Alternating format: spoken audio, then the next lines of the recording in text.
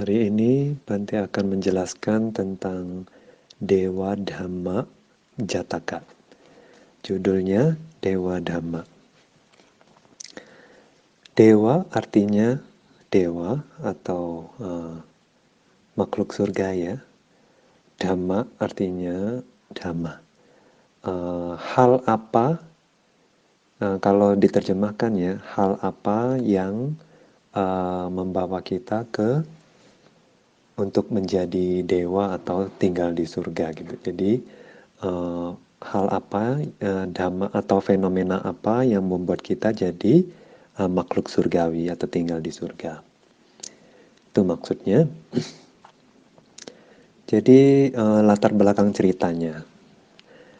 Ada seorang biku yang sebelum jadi biku dia itu dari keluarga kaya, jadi anak orang kaya nih, anak juragan. Terus dia jadi biku. Terus dia, tapi dia tuh aneh. Ada ada latihan dia yang agak melenceng gitu. Dia malam atau siang hari, sepanjang hari intinya, siang malam, dia meskipun punya banyak jubah, dia nggak pakai jubah, dia telanjang ya. Jadi dia ada kebiasaan tidak pakai apa-apa itu. Jadi dia nggak pakai jubahnya meskipun dia punya banyak jubah. Nah terus Buddha sendiri sudah pernah kasih nasihat. Meskipun Buddha pernah kasih nasihat, dia begini aja dia mau tinggalnya. Dia pikir dalam hati begitu, saya tetap tinggal begini. Jadi satu hari dia pernah di tengah-tengah sangga gitu, di depan banyak orang, dia melepas jubah atasnya.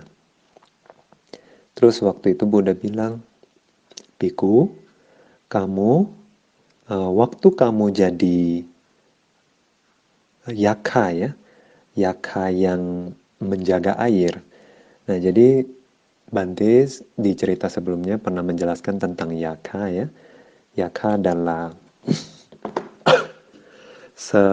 sejenis makhluk ya, tapi kebanyakan sih manusia nggak bisa lihat ya, manusia zaman sekarang nggak bisa lihat. Jadi dia bisa dibilang makhluk halus. Dia itu seperti siluman. Nah tapi dia itu agak setengah dewa gitu. Jadi dia di bawah pengawasan atau di bawah kekuasaan Dewa Utara. Nah kemarin di cerita sebelumnya kan Bante sudah pernah jelasin tentang 4 Raja Dewa, ya, Catum Maharajika Dewa. Nah itu adalah dewa, alam dewa atau jenis dewa yang setingkat lebih tinggi dari alam manusia. Nah itu 4 alam dewa, 4 Raja Dewa sorry, 4 Raja Dewa, yaitu Dewa Timur, Dewa Selatan, Dewa Barat, dan Dewa Utara. Nah, 4 Raja Dewa ini sebetulnya adalah penganut ajaran Buddha. Karena mereka sudah mencapai Sotapanna ya. Nah, tapi meskipun mereka punya khalayaknya masing-masing ya, punya bawahannya masing-masing. Nah, si Yaka ini dia bawahan dari Dewa Utara. Jadi dia sendiri memuja atau melayani Dewa Utara ya, karena di bawah kekuasaan Dewa Utara. Jadi dia harus tinggal sesuai instruksi dari Dewa Utara. Jadi ada beberapa peraturan. Jadi dia nggak bisa melewati kode etik itu. Meskipun Yaka ini kebanyakan tinggal di sekitar alam manusia. Ya, kadang-kadang dia pergi melayani Dewa Utara. Kadang-kadang kalau nggak ada tugas, dia akan kembali ke tempatnya masing-masing. Tempat yang sudah diberikan ya. Jadi udah kamu tinggal di sini, kamu tinggal di sini, udah dibatasi tempat-tempatnya gitu. Nah, kebanyakan sih biasanya Yaka itu kan dia makan daging ya. Jadi kebanyakan tinggal di kuburan atau tinggal di bawah pohon yang besar. Ada juga yang tinggal di kolam atau danau kayak begitu. Nah, jadi mereka ditugasin kayak menjaga lah sebetulnya sama Dewa Utara. Tapi nggak semua Yaka itu penganut ajaran Buddha, karena sifat temperamennya sendiri agak bengis gitu, karena kan makan daging. Tapi ada juga yang penganut ajaran Buddha ya. Bukan berarti raja mereka umat Buddha, mereka juga jadi Buddhis, bukan begitu ya. Jadi Raja Utara pun mengakui nggak semua bawahannya itu eh, menghormati Buddha Dhamma Sangha. Jadi ada kalanya mereka juga mengganggu Sangha gitu. Kalau Sangha sedang meditasi di bawah pohon, mereka bisa ganggu. Kalau pas lagi apes-apesnya ya bisa dibunuh sama si Yaka ya. Nah itu nanti sudah cerita. Nah jadi di sini si biku ini ya dulunya itu Buddha bilang dia itu pernah jadi Yaka yang menjaga air, ya, penjaga air gitu. Penjaga air apa maksudnya? Ada satu kolam air, dia tinggal di situ. Nah itu daerah kekuasaan dia jaga di situ. Nah jadi Buddha bilang ke dia waktu dia buka jubah atasnya di depan khalayak kan, Buddha bilang, biku, kamu dulu waktu jadi Yaka penjaga air, kamu kan sudah menunggu ya, maksudnya mencari gitu jawaban dari Dewa Dhamma. Jadi dia selama 12 tahun katanya dia itu menunggu siapa yang bisa jawab pertanyaan dia. Nah, pertanyaan dia itu hal apa yang bisa membuat orang itu terlahir di alam surga. Nah, jadi Dewa Dhamma, dia biasa tanyanya, apa itu Dewa Dhamma? Apa itu Dewa Dhamma? Nah, dia tanya orang-orang yang masuk ke kolam air itu, karena itu daerah kekuasaan dia ya. Nah, jadi Buddha bilang, kamu itu selama 12 tahun berturut-turut kamu itu mencari jawaban dari Dewa Dhamma gitu. Nah, sebetulnya Dewa Dhamma ini apa? Di awal cerita sih Buddha sudah bilang bahwa Dewa Dhamma itu adalah Hiri dan Otapa. Hiri adalah malu berbuat jahat, Otapa adalah takut berbuat jahat. Nah, jadi tapi Buddha bilang ke dia, meskipun kamu waktu jadi Yaka penjaga air sudah mencari jawaban Hiri Otapa ini selama 12 tahun, tetapi kenapa kamu sekarang Hiri Otapa tetap nggak punya? Buddha bilang dia kenapa Hiri Otapa masih nggak punya gitu di sekarang kan? Nah jadi Buddha pun nyambung menceritakan kehidupannya di masa lampau. Nah, kemudian ceritanya bagaimana di kehidupan masa lampau itu ya seperti biasanya ya. Ada satu zaman, di zaman dulu itu ada seorang raja ya, kebetulan rajanya lagi-lagi bernama Brahmadatta. Nah, Raja Brahmadatta memiliki seorang ratu utama. Ya, ratu utama ya. Terus dari ratu utama ini ya punya dua orang anak. Anak yang paling besar, anak lelaki ya dua-duanya. Anak yang paling besar namanya Mahisasa. Mahisasa. Nah ini anak yang pertama. Anak yang kedua namanya Candakumara. Anak yang kedua Candakumara ya. Jadi dua anak dari ratu utama. Nah kemudian ratu utama setelah melahirkan dua anak ini ya, nggak lama kemudian meninggal. Terus terlahir di alam dewa. Kemudian raja punya ratu yang baru, ya ratu utama yang baru. Nah dari ratu utama yang baru ini dia punya satu anak, namanya Surya. Surya ya seperti matahari Surya. Nah, jadi namanya Surya. Nah, dapat satu anak ya. Nah kemudian karena raja ini sangat menyukai, sangat sayang sama anak yang kecil ini, Surya ya, Pangeran Surya. Jadi dia memberikan satu janji kepada Ratu Utama. Nah, Ratu Utama boleh minta apa aja, dikasih janji ya. Kamu boleh minta apa aja. saya akan mengabulkan.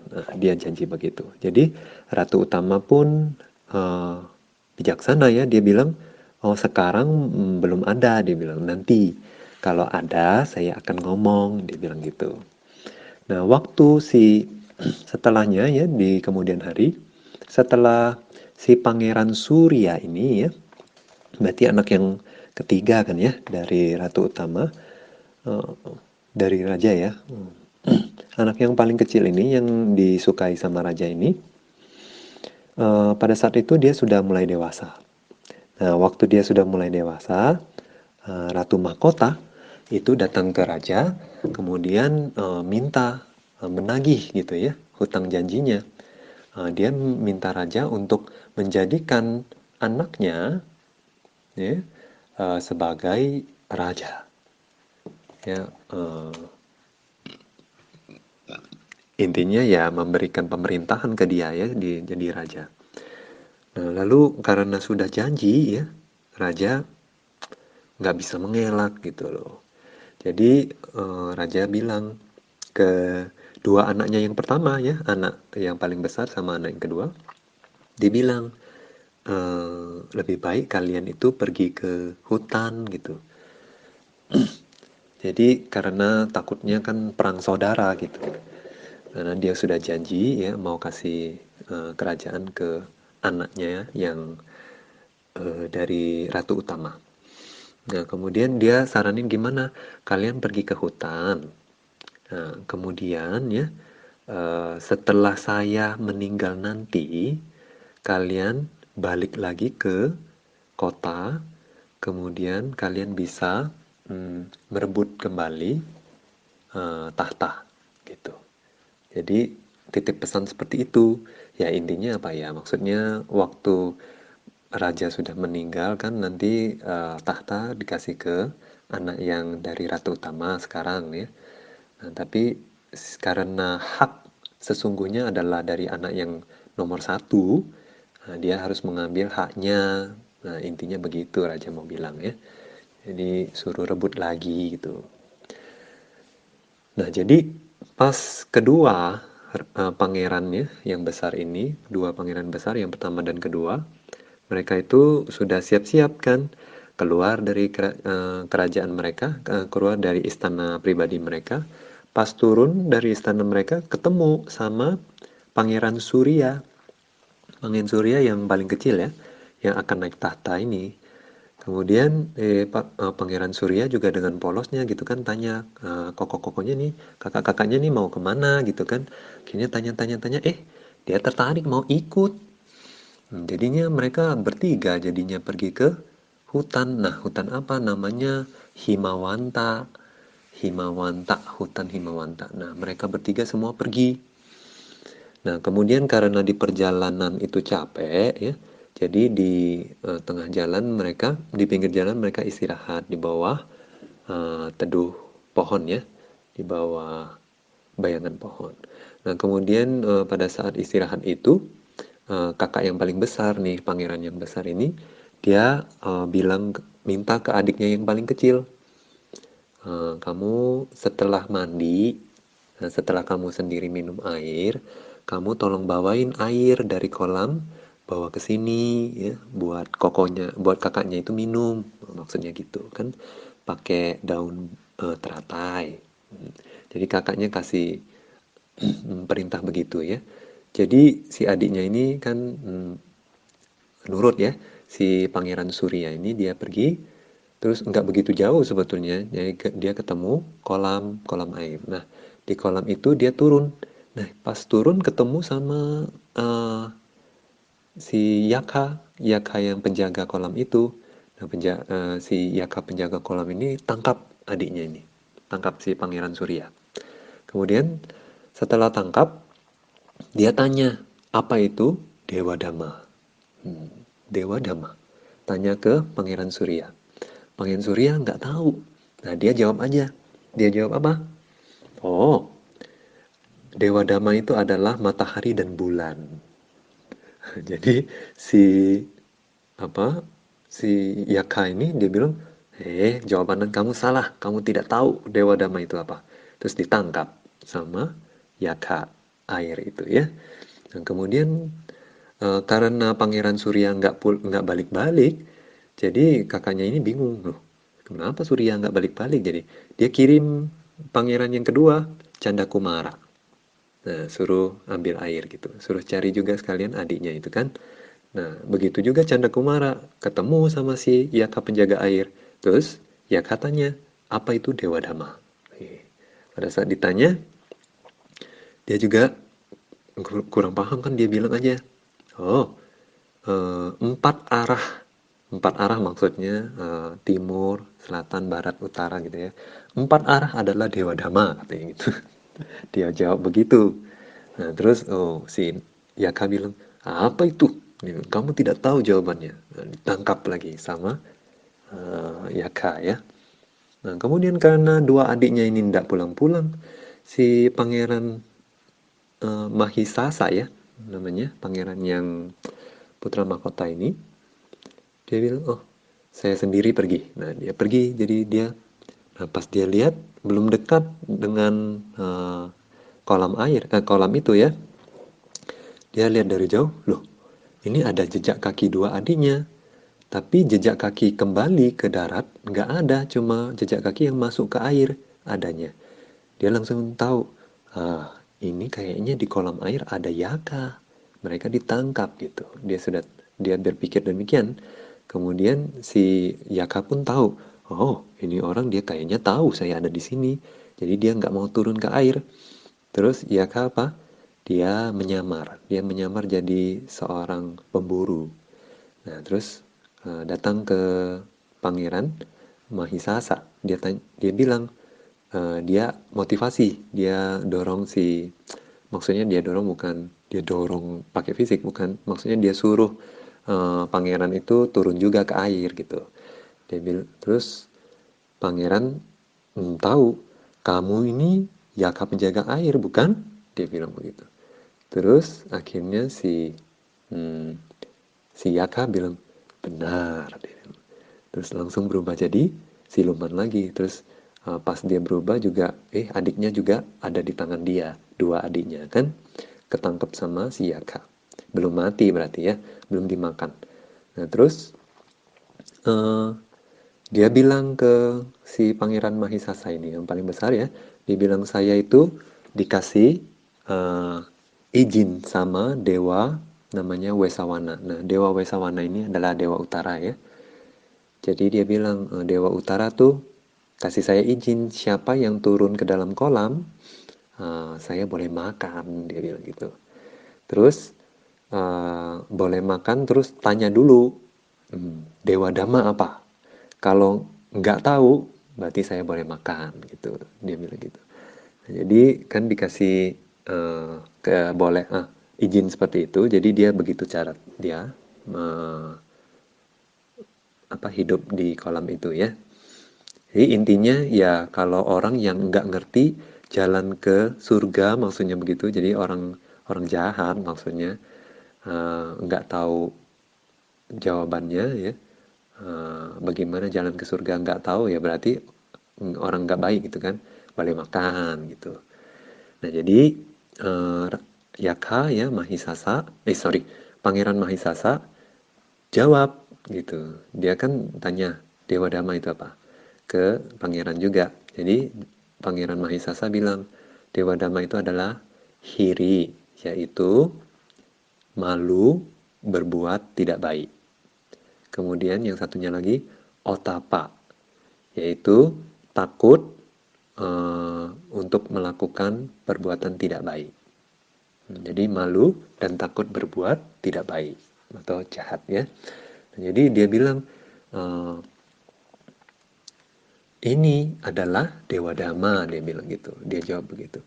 Terus si nggak cuma itu, bahkan si Pangeran Mahisasa menjelaskan dengan panjang lebar itu bagaimana Hiri, bagaimana Otapa, bagaimana melatihnya, semua dijelaskan. Terus si Yaka bilang, kamu tahu Dewa Dhamma itu apa?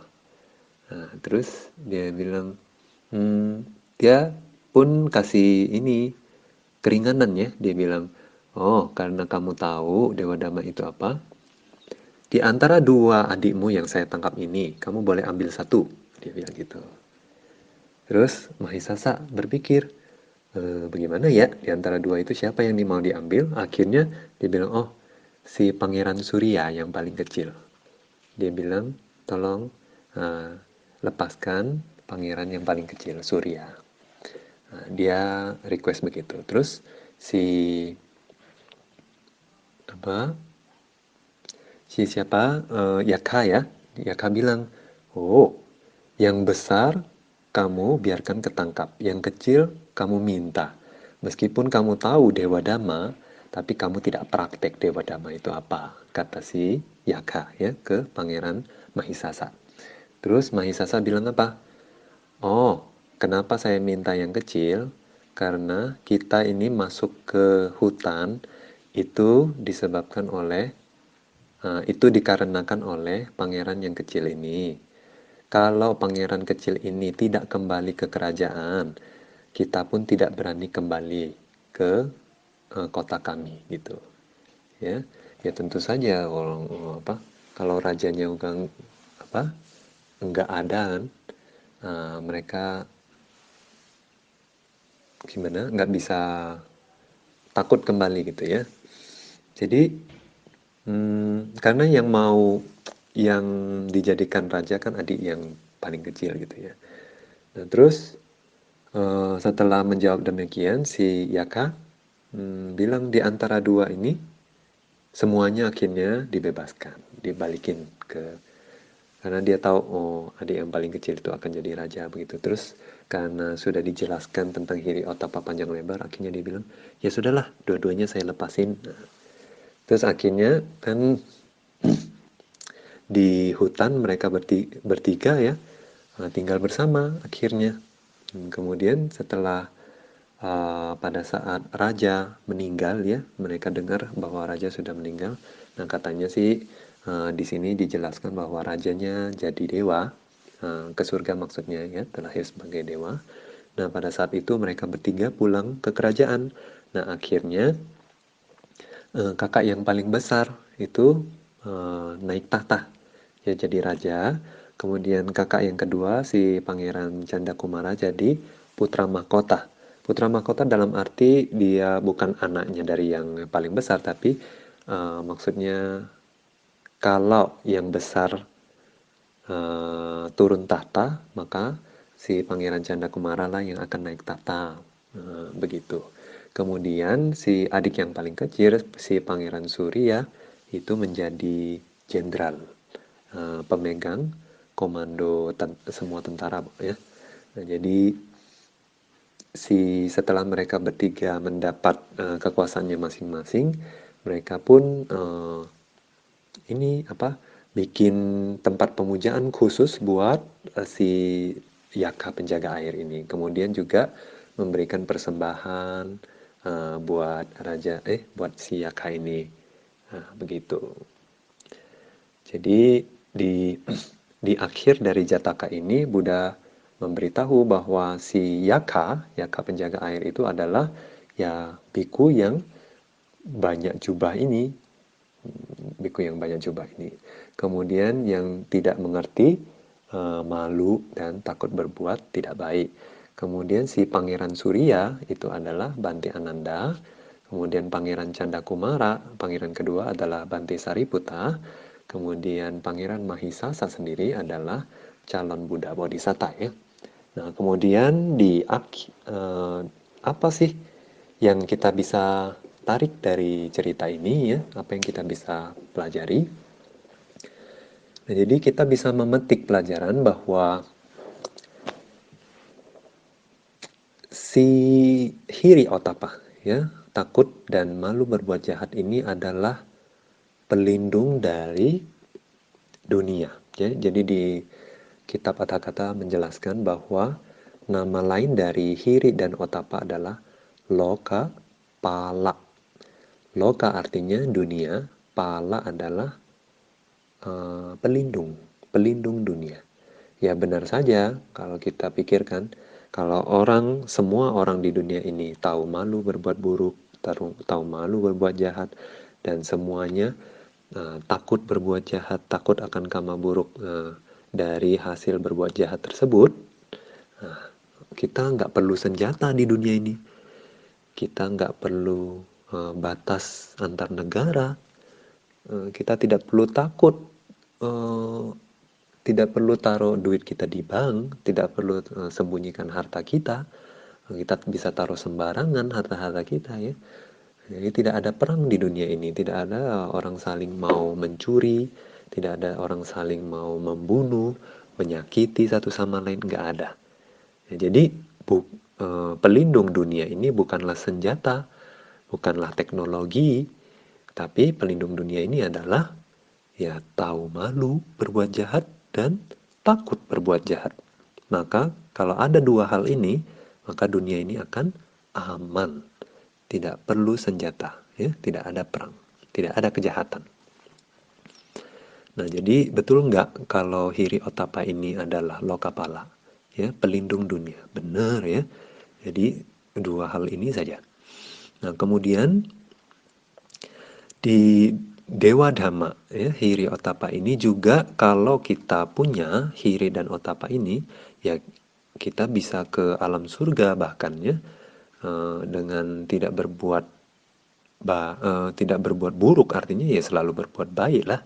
Karena kita kan di dunia ini kalau kita kama kan kita hanya bisa bikin kama baik dan kama buruk. Ya kecuali kita sudah arahat ya. Jadi kalau nggak berbuat kama buruk ya kita berbuat kama baik tentunya. Jadi kalau kita punya banyak kama baik ya jangankan hidup sebagai manusia lagi, bahkan kita bisa terlahir sebagai dewa. Jadi benar nggak Hiri Otapa ini adalah dewa Dhamma? Yaitu Dhamma yang bisa membuat kita terlahir di alam surga. Benar ya, Hiri Otapa adalah hal yang bisa membuat kita terlahir di alam surga. Nah, kemudian jadi kalaupun kita juga bisa melatih ini dua hal ini ya, Lokapala ini ada pelindung dunia ini, maka nggak cuma di kehidupan ini kita bisa mendapatkan manfaatnya, di kehidupan berikutnya juga kita bisa mendapatkan manfaatnya. Jadi bahkan di kehidupan ini kita bisa mendapatkan posisi yang tinggi. Ya. Karena orang-orang di dunia ini berpikir bahwa kita dapat posisi tinggi itu karena kita mampu atau uh, karena kualitas kita sendiri, karena usaha kita sendiri. Ya benar juga. Tapi misalnya kayak kita kaya karena kita punya banyak harta. Nah, tapi kalau ditanya Anda punya banyak harta dari mana? Ya kebanyakan kalau orang yang nggak ngerti karma gitu ya, mereka pikir ya karena saya mencari, karena saya berhasil, karena saya tahu caranya mencari, makanya saya punya dapat banyak. Tapi Buddha bilang apa? Kamu kaya karena kamu banyak memberi. Jadi, tapi orang nggak bisa lihat ya hukum karma. Orang nggak tahu apa yang terjadi di masa lalu. Orang nggak bisa memahami bahwa karena memberi saya punya banyak. Bukannya kalau saya memberi saya semakin miskin karena kan barang-barang saya habis gitu kan. Ternyata enggak. Karena kalau orang yang benar-benar bijaksana ya mereka menyetujui ajaran Buddha ini. Hanya yang bijaksana saja yang bisa melihat bahwa dengan memberi mereka tuh mendapat kembali bahkan lebih banyak ya. Tapi kebanyakan orang adalah karena keserakan mereka yang mereka nggak bisa melepas, karena nggak bisa melepas itulah mereka nggak bisa melihat siklusnya. Dengan memberi saya malah dapat banyak itu loh, nah mereka nggak paham. Nah bagi yang kebijaksanaannya kurang, maka manfaat memberi di kehidupan ini pun mereka nggak bisa lihat. Nah, karena untuk mereka yang kebijaksanaannya kurang, ya salah satu cara adalah harus kembangkan samadhi, ya, konsentrasi, lalu melihat ke masa lampau, hanya dengan menyaksikan sendiri bahwa, oh karena karma ini menghasilkan karma di kehidupan yang sekarang yang jadi orang kaya, Baru mereka mungkin bisa terima. Nah, tapi hanya mereka yang bijaksana saja, yang cukup bijaksana bahwa nggak perlu lihat sampai ke masa lampau. Maksudnya di kehidupan ini pun mereka bisa melihat bahwa oh, dengan memberi saya mendapatkan lagi. Atau bagi mereka yang sudah bisa melihat kehidupan masa lampau, mereka semakin bisa melihat sebab dan akibat di kehidupan ini gitu loh. Nah, jadi uh, bagi mereka yang bijaksana, mereka bisa merasakan bahwa dari hiri otapa mendapatkan perolehan yang mereka bisa dapatkan di kehidupan ini karena uh, kekuatan dari karma baik yang sudah mereka lakukan. Nggak cuma di kehidupan lampau, tapi juga di kehidupan ini pun bisa berbuah gitu. Nah, jadi hiri otapa pun bisa demikian. Jadi orang yang malu berbuat jahat, takut berbuat jahat, mereka bisa melihat manfaatnya di kehidupan ini. Nah, tidak hanya di kehidupan ini, di kehidupan mendatang pun mereka akan mendapatkan manfaat yang bahkan lebih luar biasa. Nah, itu adalah satu hal yang dengan setelah kita mempelajari itu, maka diharapkan bahwa setiap orang kalau bisa ya kita berusaha menyempurnakan dua kualitas ini. Hiri yaitu malu berbuat jahat dan otapa takut berbuat jahat. Sadu, sadu, sadu.